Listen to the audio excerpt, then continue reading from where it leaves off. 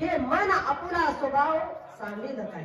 हे असं असणारं चंचल चपळ असणारं मन, हे मन कशाने स्थिर होईल. भगवान परमात्म्याला भक्तराज अर्जुन महाराजांनी ज्यावेळेस प्रश्न केला त्यावेळेस पुढच्या श्लोकात भगवंत उत्तर देतात. असंशयमी महाबाहो मनोदुर्निग्रहं जलम अभ्यासेन कौन्तेय वैराग्येन च गृह्यते. असं असणारं मन, हे चंचल चपळ असणारं मन, भगवंत म्हणतात भगवंत म्हणतात हे कशाने स्थिर होईल. तर हे मन असणारं वैराग्ययुक्त अंतकरणाने जर अभ्यास केला तर स्थिर होईल. तव कृष्ण म्हणती साचची तू बोलत आसी ते तैसेची या मनाचा कीर चपळची स्वभाव गा. भगवंत अर्जुन महाराजाला म्हणतात की तू म्हणतोस ते बरोबर आहे बाबा, तू म्हणतोस तेच बरोबर, आता मी बोलत तेच बरोबर मला लागणार आहे. विठाला विठाला, कारण मला माहित आहे कोणी उठून काय प्रश्न विचारणार नाही की काय बोललं असते, काय आपण बोलायचं विठाला विठाला. असं असणार भक्तराज अर्जुन महाराजाला भगवंत म्हणतात बरोबर आहे. असंशयनी महाबाहू, यामध्ये संशयच नाही की मन काय चंचल चपळ नाही, चंचल चपळ आहे बरोबर आहे, परंतु हे मन स्थिर होईल पण कशाने. तरी वैराग्याचे आधारे लाविजे अभ्यासाची मोहरे तरी के तुले के अवसरे स्थिरावेल. हे मन स्थिर होईल पण कशाने तर वैराग्ययुक्त अंतकरणाने जर या मनाचा जर अभ्यास केला तर हे मन काय होईल तर स्थिर होईल. विठाला विठाला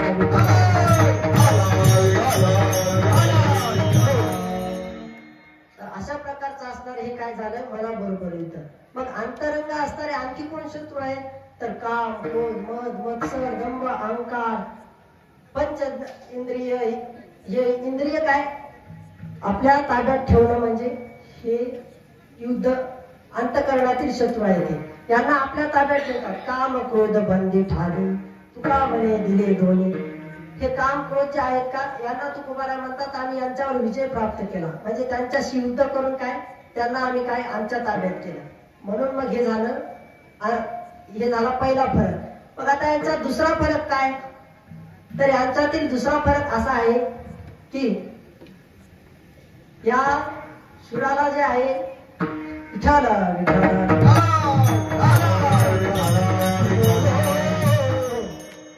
हे सूर काय कदाचित भित्रा असू शकतो व्यवहारातला सूर. तुकोबारा याचं वर्णन करतात. ढाल तलवारे गुंतले हे कर म्हणे मी झुंजार कैसा झुंजो. तुकोबारा उदाहरण देतात. एक असंच गावात होता म्हणे मी लय मोठा शूर आहे. गावात असतात प्रत्येकच गावात काही शूर, मी एवढा शूर तेवढा शूर. मग असा जे शूर होता ते शूर ते म्हणायचा मी लय युद्ध करतो ह्या करतो तेव्हा करतो. मग असं चाललं होतं त्याचं, सांगायचं लोकांना बडबड्या. असं सांगत असताना एके दिवशी काय झालं शेजारच्या गावात युद्ध सुरू. तुम्हाला मागं गावात किंवा युद्ध सुरू झालं पण तसं नाही, इथं दृष्टांत आहे, इथं काही जमते. शेजारच्या गावात युद्ध सुरू झालं आणि युद्ध सुरू झाल्यानंतर मग युद्ध सुरू झालं मग त्याला सांगितलं जा म्हणे घे तलवार, ही घे म्हणे ढाल, बस घोड्यावर. ही ढाल तलवार दिली त्याच्याकडे. तो म्हणायला लागला ढाल तलवारे गुंतले हे कर म्हणे मी झुंजार कैसा झुंजो. तो सांगू लागला अरे बाबा तुम्ही मला ही ढाल दिली पाठीवर, तलवार दिली म्हणजे हातात, मग आता मी युद्ध करू तर करू कसं सांगा. मग याला जेवण दिली का ती ढाल तलवार, जेवण करायला दिली का तर नाही. पण तो काय होता भित्रा होता. बैसविले मज अश्वावरी धावू पडू तरी आता कैसा. म्हणे अरे बाबा किती वेळपासून जा जा युद्धाला, 10 वाजून गेले म्हणे, तेव्हापासून म्हणायला लागले म्हणे तुम्ही जा युद्धाला. तिथं का सोपं असते का म्हणे, तिथं पळावं लागते, धावावं लागते, शत्रूला गाठावं लागते. मग ते सोपं आहे का आणि तुम्ही खुशाल म्हणे मला घोड्या बसले. हे काय हे काय होता भित्रा होता. म्हणून हे काय म्हणायला लागला पाठी पडदाळे शिरे टोप हे तो तुझे मरण मूळ. ते म्हणे अरे तुम्ही मला तिकडं तर सोडा, तिथं तर मी मरणच जाऊ, पण मला हे वजन सहन होईल नाही म्हणे, इथंच मला मरण आले. विठाला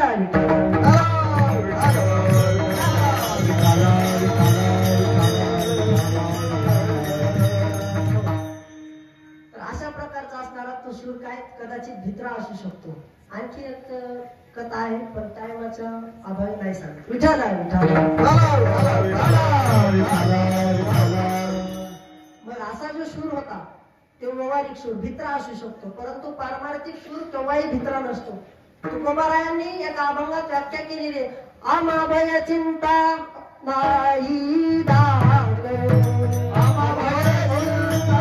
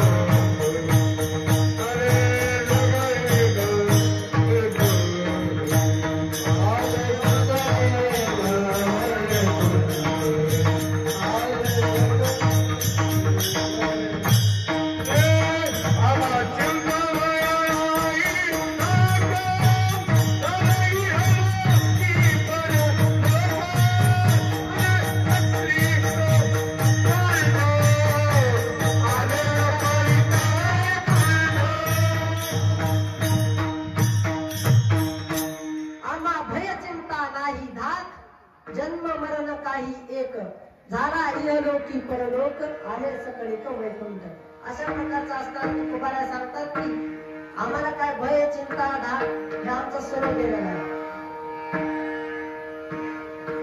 विष्णुदास आम्ही न भिरो करी काळा भुलो मृग जळा न गडे येणे. तर हे काय तर परमार्थिक सूर्य काय कधी भित्रा नसतो तर व्यावहारिक सूर्य काय भित्रे असतात. विठाला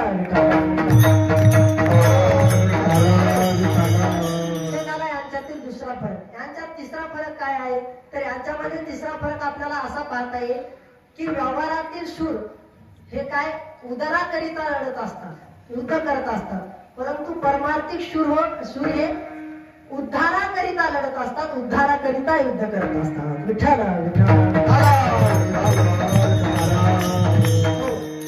काय असतं हे जे काही शूर सैनिक वीर असतात त्यांना शेवटी त्याच्यातून पगार पाणी मिळत असतो त्याच्यामुळे ते काय करत असतात ते युद्ध करत असतात लढत असतात. परंतु परमार्थिक शूर हे उद्धाराकरिता लढतात. तुकोबार म्हणतात देतो तीक्ष्ण उत्तरे पुढे व्हावयासी बरे. पुढे बरे व्हावयासी मी काय करतो तीक्ष्ण उत्तरे देतो. म्हणजे बरे होणे म्हणजे काय तर उद्धार होणे. मग उद्धार होण्यासाठी पुढे आम्ही काय करतो तीक्ष्ण उत्तरे देतो. विठाला विठाला हे झाला यांच्यातील तिसरा फरक.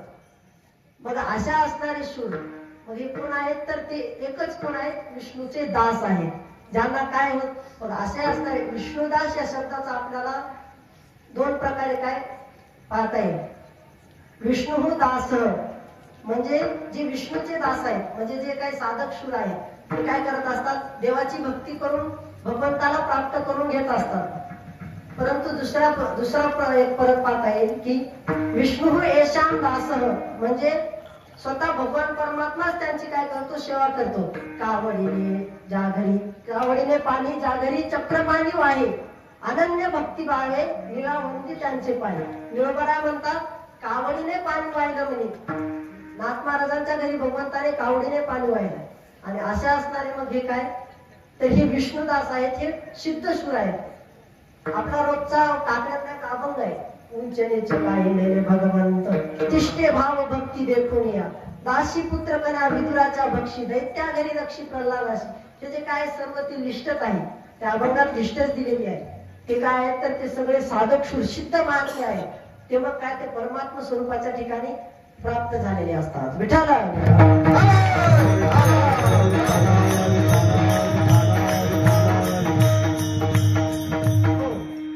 असे असणारे शूर मग त्यांना काय होत नाही तर पाप पुण्य अंगी नातनिता. म्हणजे त्यांना पापही लागत नाही पुण्यही लागत नाही. ते काय तर पाप पुण्यातीत झालेले असतात. मी मागे सांगितलं की ते लौकिकात राहतात परंतु त्यांना ते काय होत नाही त्यांना ते बाधा करत नाही. पाप पुण्य अंगी नातनिता.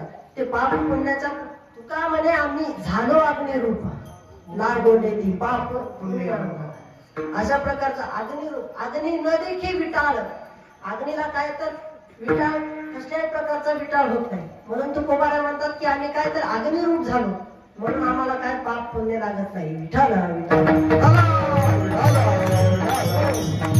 मग असे असणारे शूर, असे असणारे वीर, मग युद्ध करायचं म्हटल्यावर काहीतरी शस्त्र हातात पाहिजे का नाही. मग ते कुठलं शस्त्र वापरतात त्या अभंगाचं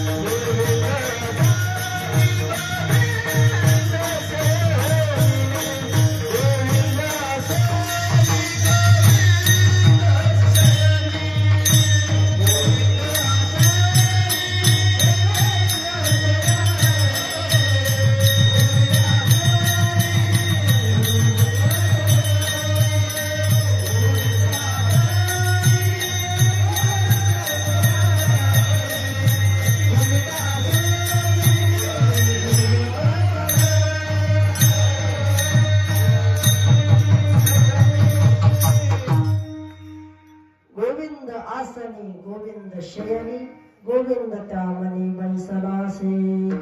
मग असे जे काही शूरवीर असतात ते काय करतात तर गोविंद नावाचं शस्त्र काय धारण करतात. शस्त्र हे निर्वाणीचा बाण निकट समय अवसान. शस्त्र हे काय नामाचंच हे काय शस्त्र वापरतात. मग ते कुठं कुठं वापरतात. गोविंद आसनी शयनी गोविंद त्या मनी बैसलासे. ते काय करतात निद्रेत असले तरीही भजन करतात. तुम्ही म्हणाल आम्हाला जागा असताना सुद्धा होत नाही मग निद्रेत कसं होईल. परंतु त्यांचं महाराज पूर्ण ते गोविंद रूपानेच प्राप्त झालेले असतात. म्हणून त्यांना काय तर ते गोविंद आसनी गोविंद शयनी ते काय करतात सतत भगवंताचं नामस्मरणच करत राहतात. मग असे असणारे हे जे शूर आहेत हे सिद्ध महात्मे असतात. मग अशा सुरांचं वर्णन काय जगद्गुरु तुकोबारा या अभंगाद्वारे करतात. आणि अशा असणारे शूर मग ते बाह्यरंगाने कसे दिसतात हे तृतीय चरणाचा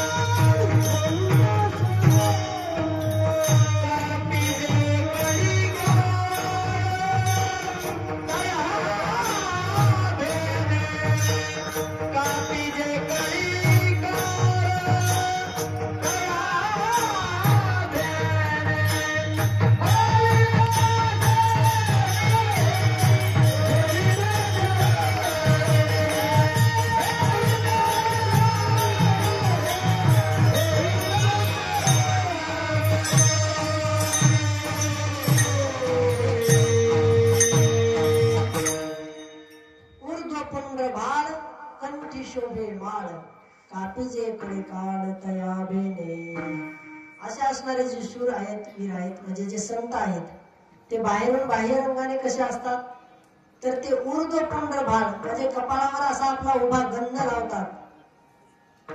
ऊर्ध्वपुंड्र भाळ कंठी शोभे माळ, कंठामध्ये पवित्र अशी तुळशीची माळ धारण करतात. असे असणारे ते कोण आहेत, तर संत आहेत. त्यांचं बाह्यरंग लक्षण सांगतात. मग याचा परिणाम काय होतो? एक खूप गोड दृष्टांत आलेला आहे. बाबा नेहमी पाठात सांगत असतात. शांती ब्रह्म मारुती बाबांनी एक वेळेस सांगितला होता की एक वाट सुरू, आता धामोडीच्या वाटानं मला लागला, आपल्या धामोडीच्या वाटानं निघाला. आता मी पण जायचो पहिलं बरेच दिवसापूर्वी. मग निघाला, निघता निघता त्याला काय झालं, थकवा आला. मग बसला आपल्या माळामध्ये. माळात बसल्यानंतर एका झाडाखाली बसला आणि बसल्यावर महाराज त्याला तिथं झोप लागली. आणि झोप लागली आणि वर कावळोबा होते. त्याचा धर्मच आहे ते, कोणी बसलं की त्याच्यावर वरून आपला देह धर्म करायचा. मग त्यांनी काय, असं झोपल्याबरोबर ते वरून कपाळावर ते पडला गंध असा पडला, ते कावळ्याचा ते गंध पडला. असा पडल्यानंतर महाराज त्याला झोप लागली, परंतु त्यावेळेस त्याचा निकट समय आला होता जाण्याचा, वर जाण्याचा त्याचा निकट समय आला होता. आणि त्या ठिकाणी ते यमदूत आले. आणि ते यमदूत आल्यानंतर त्या यमदूताने पाहिलं, अरे म्हणतात नाही गड्या, आपलं नाही गिराईक, आपलं गिराईक काय म्हणतात, ते बाजूला म्हणे नाही नाही आपलंच गिराईक आहे, त्याच्या गळ्यात माळ नाही म्हणे, बघ की तू जरा. ते म्हणे नाही रे आपलं गिराईक. चाललं त्यांचं भांडण, चाललं त्याच्यात तेवढ्या त्याला असं असं असं असं असं करत करत उठलं, डोळे ते ऐकतच होतं. कारण असं म्हणतात मरणाच्या वेळेस यम आधीच दिसतात असं म्हणतात. मग त्याला काय ते दिसू लागले. मग ते पाहिलं त्यानं, सगळं त्यांचं ते भाषण ऐकलं, ते काय बोलू लागले. त्यांचं दोघांचं भांडण चाललं होतं ना यमायचं तिथंच. नाही नाही एक म्हणते हाय, एक म्हणते नाही आपलंच गिराईक. असं करता करता त्यानं ऐकलं महाराज. ते म्हणे नाही त्याच्या गंधावर, त्याच्या कपाळावर गंध आहे, उभा गंध आहे, म्हणून त्याला काय न्यायचं नाही म्हणे आपण. आणि ते यमदूत त्या ठिकाणावर निघून गेले. परंतु घडलं असं नंतर, तो महाराज तो म्हणे जर माझ्या केवळ या कावळ्याच्या यानं जर त्याला असं वर बघितलं, त्याला ते दिसला, असं वर बघितलं त्याला दिसला. आणि म्हणे अरे नुसत्या कावळ्याच्या गंधाने जर मला, उभ्या गंधाने जर हे यमदूत जर नेत नसतील, तर मी जर दररोज जर गंध लावला, दररोज जर भजन केलं, दररोज जर मंदिरात दर्शनाला आलो, दररोज भगवंताच्या पुढे उभं राहिलो, महाराज भगवंताला आवाज दिला पाहिजे माणसानं अंतःकरणातून, त्यावेळेस भगवंत नक्की येतात महाराज. आणि अशा प्रकारचं तो म्हणू लागला, जर मी जर दररोज जर एवढी भक्ती जर केली, तर माझा उद्धार नाही का होणार. मग त्याने काय, तिथून पुढे तो भजनाला लागला महाराज. मोठा साधू झाला, कीर्तनकार झाला. कीर्तनकार साधू असतात असा गैरसमज करून घेऊ नका. आता काही जणांना वाटते कीर्तनकार झाला, बाबा लय मोठा बाबा झाला, कीर्तनकार झाला, पण असं काही नसतं. हा संत कीर्तन करू शकतात, संत काय कीर्तन करू शकतात, पण जे जे कीर्तन करतात ते ते संत असतात असं नाही. विठ्ठल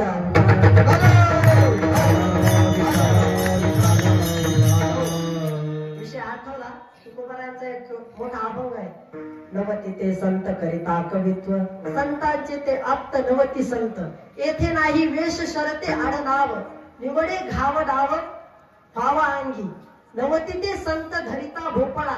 भोपळा ते काय, उत्तरेतले संत ते काय पाणी पिण्यासाठी ते भोपळा वापरतात. नवती ते संत धरिता भोपळा, करिता वाकळा प्रावरणासी, नवती ते संत करिता कीर्तन, सांगता पुराणे नवती संत. तुकोबारा म्हणतात जे पुराण सांगतात ते संत नाहीत, कीर्तन करतात ते संत नाहीत. मग तप तीर्थाटन पुढच्या चरणात सांगतात, नवती ते संत करिता तप तीर्थाटने, नवती ते संत करिता तप तीर्थाटने, शिविलिया वने नवती संत, नवती ते संत विठ्ठल विठ्ठल. शेवटच्या चरणात सांगतात, तुका म्हणे नाही, तुका म्हणे नाही निरसला दे. या अभंगात आपला बाजूलाच आहे, या अभंगात तुका म्हणे नाही निरसला देह, तोवरी आगवे संसारी. जोपर्यंत देह तादात्म्य जात नाही, देहभाव सुटत नाही, तोपर्यंत काय ते संत नाहीतच, ते संसारिकच आहेत. विठ्ठला विठ्ठल. अशा प्रकारचा असणारा तो काय करू लागला, भक्ती भजनाच्या मार्गावर लागला महाराज, त्याचा शेवटी उद्धार झाला, कल्याण झालं. अशा प्रकारचा असणार ते काय, ऊर्ध्व पुंड्र भाळ, कंठी शोभे माळ, आणि कंठामध्ये पवित्र जर तुळशीची माळ धारण केली ना, तर त्याने काय होतं महाराज, त्याने अगदी जीवनाचं कल्याण होऊन जातं. आणि त्यांनाही कापीजे कळी काळ, असे जे संत आहेत तर त्यांना काय, कापीजे कळी काळ तया भेने, त्यांना कळी काळ सुद्धा काय थर कापतो.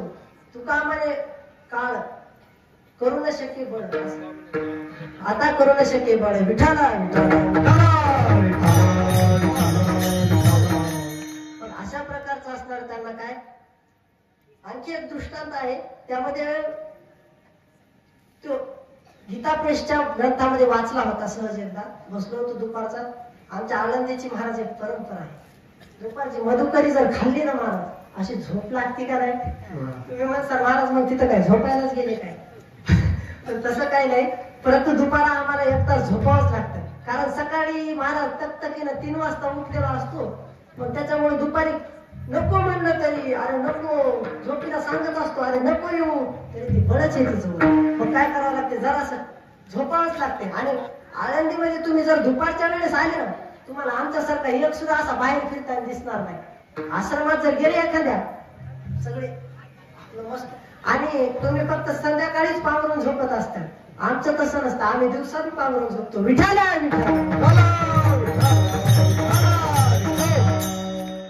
आनंदच वेगळा आहे आळंदीचा.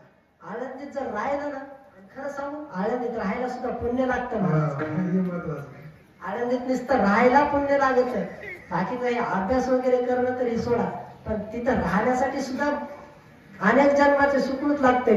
त्याच्यामुळे ते काय प्राप्त होते. आमचं काहीतरी पूर्वजन्मीचं पुण्य म्हणा, आमच्या आई वडिलांचं विशेष म्हणजे खरं सांगू, माझ्या आई वडिलांच सर्व काही. खरं तर बोलताना अगदी डोळ्यात आसरू येतात. विठ्ठल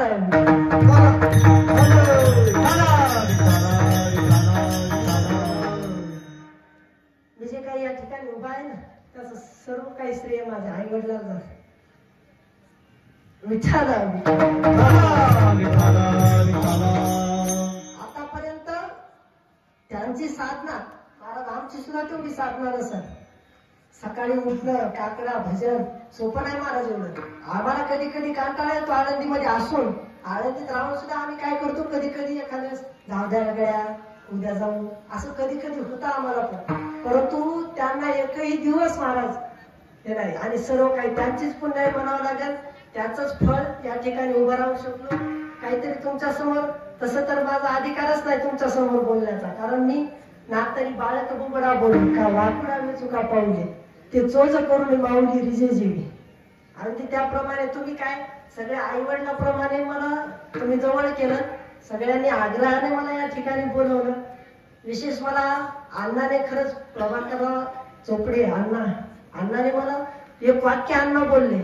अण्णा म्हणले, महाराज बाहेरचे कीर्तनकार तर आपण बोलवतोच हो दरवर्षी, परंतु आपले कधी पुढे जायचे म्हणे. अण्णाचं खरंच वाक्य आवडलं अण्णा मला. ते त्यावेळेस त्यांच्यामुळे या ठिकाणी आलो.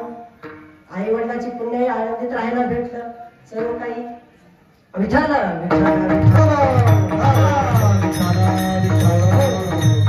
आणि त्याचमुळे स्वानंद सुखनिवासी सद्गुरू जोग महाराज यांच्या छत्रछायेखाली आम्हाला राहण्याचा योग आला. महाराज जोग महाराजांची परंपरा ही काही सोपी परंपरा नाही. त्या ठिकाणी जर गेलं ना तर त्या संस्थेत बाबाने रात्री सांगितलं त्या ठिकाणी पाय टाकाय सुद्धा भाग्य लागत. आता काल परवाची गोष्ट आहे. एक माणूस आला होता. आला म्हणे महाराज मला रात्री म्हणे झोपायचे म्हणे महाराज मला इथं. चांगला माणूस होता. टाईट कपडे घालून आला होता. म्हणजे महाराज मला झोपायची व्यवस्था करा. परंतु आमच्या संस्थेत असं आहे रात्रीच्याला गुरुवर्य आणि 5-6 विद्यार्थी सोडून त्या ठिकाणी कुणालाही राहता येत नाही असं तिथलं नियम. आम्ही ज्याच्या त्याच्या पद्धतीनं बाहेर राहत असतो. मग त्या ठिकाणी जर तो माणूस आला आणि आल्यानंतर महाराज आमचे बाबा होते त्या ठिकाणी. बाबा म्हणले अहो तुम्ही काय करा या ठिकाणी काही व्यवस्था नाही परंतु तुम्ही बाहेरच पहा. तो म्हणजे अहो मला बाहेर व्यवस्था आहे. माझं इथं रूम केलेली आहे म्हणे मी. परंतु ज्यावेळेस मी या संस्थेत आलो ना संस्थेत ज्यावेळेस मी आतमध्ये पाय टाकला त्यावेळेस अगदी मन प्रसन्न झालं म्हणे माझं. त्यामुळे मला या ठिकाणी आजच्या दिवस का होईना मला राहायची संधी द्या. सांगण्याचा भाव एवढाच की त्या ठिकाणी राहायला सुद्धा मन प्रसन्न समाधान वाटते त्या ठिकाणी. विठाला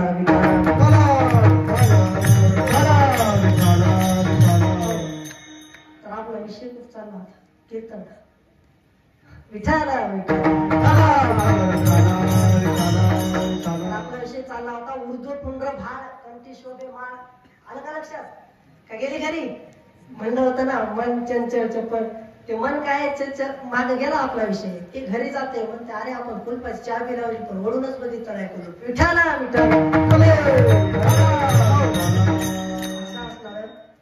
ऊर्ध्वपुंड्र भाळ कंठी शोभे माळ पापी जे कळी काळ त्या पुस्तकामध्ये इथून विषय आपला पाहिला. थोडस आलो पुढे त्याचा तिथून विषय पाहिला. ते पुस्तक वाचत बसलो होतो दुपारचं आणि वाचता वाचता तिथं कसा पडली मला. त्या कथेमध्ये असं होतं मुसलमान व्यक्ती होता एक मुसलमान व्यक्ती आणि त्यानं काय त्यानं पूर्ण आपल्या वारकरी संप्रदायाचा वेश धारण केला होता. पूर्ण गळ्यात माळ नाही माळा घातल्या होत्या. माळा नुसती माळ नाही त्यानं गजगजीत अशा माळा. आमच्या आनंदीत आले ना तर बरेच महाराज असे तुम्हाला माळाच वाले गजगजीत. मी पण घातल्या होत्या पण नंतर काढून ठेवल्या. आता एकच राहील. काय होते असं कोणी भेटलं गावाकडे इकडे तिकडे आलं द्याबर महाराज माळ घ्या मग द्याबर महाराज माळ घ्या.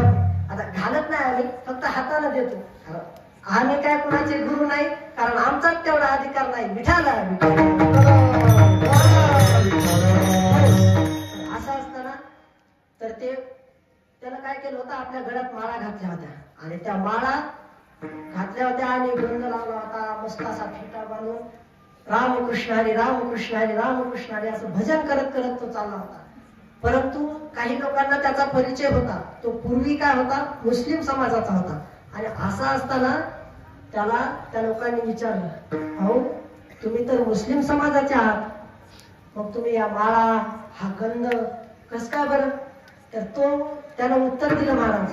तो सांगत होता म्हणजे मी एक वेळेस मी शेजारच्या गावाला जात होतो. जात असताना म्हणे एका झाडाखाली मी विसावा घेतला. त्या ठिकाणी थांबलो आणि थांबल्यानंतर त्या झाडाखाली बसलो आणि वर म्हणे 2 जण बसले होते यमदूत असे दिसले म्हणे मला. दिसले मग मी त्याला विचारलं बोललो म्हणे आता ग्रंथातली कथा आहे तुम्ही माझ्यासाठी कसं काय बोलला. त्याला पण दिसली पण ते म्हणे तुम्ही मला न्यायला आलात का. तो त्यांना विचारू लागला परंतु त्यांनी सांगितलं नाही मी तुम्हाला न्यायला आलो नाही. आम्ही या ठिकाणी दुसऱ्याच व्यक्तीला न्यायला आलो. आणि ते म्हणे मग कोणाला तर तो ते यमदूत त्याला सांगू लागले म्हणे या वाटेने या रस्त्याने काय होईल आता 4-2 लोक येतील ते गाडी बैलात येतील म्हणे. त्याच्यातला एक जण तो काय करेल इथं आलं की ते बैल काय होतील त्या गाडीची उधळतील आणि उधळल्यानंतर त्या गाडीतून एक समोर जो बसलेला आहे तो उतरून ते शिवळातून बाहेर निघालेले जे बैल आहेत ते लावण्यासाठी परत जाईल त्या ठिकाणी. आणि तिथं गेल्यानंतर ते काय होईल म्हणे त्याला त्या बैलाच्या अंगात आम्ही शिरू आणि त्याला धडक मारू. त्याला धडक मारल्यानंतर आम्ही काय त्याला घेऊन जाऊ असं सांगितल्यानंतर तो बसला असा गपचूप बसला बघत होता असा पाहायला. तिकडून खरंच गाडी आली आली थांबली. त्याला सांगितल्याप्रमाणे त्या बैलांना शिवण्यातून माना काढून घेतल्या आणि माना काढून घेतल्याच्या नंतर माना काढून घेतल्या आणि तो म्हणल्याप्रमाणे त्या तिथून तो उतरला समोरचा व्यक्ती आणि तो त्या शिवण्यात बैल लावायला गेला आणि लावायला गेला आणि आतमध्ये गेला त्या ठिकाणी गेला आणि त्या बैलाच्या अंगामध्ये हे दोन्ही बैला शिरले आणि जोरात धडक मारली महाराज त्या माणसाला आणि अगदी असा तो दूर जाऊन पडला.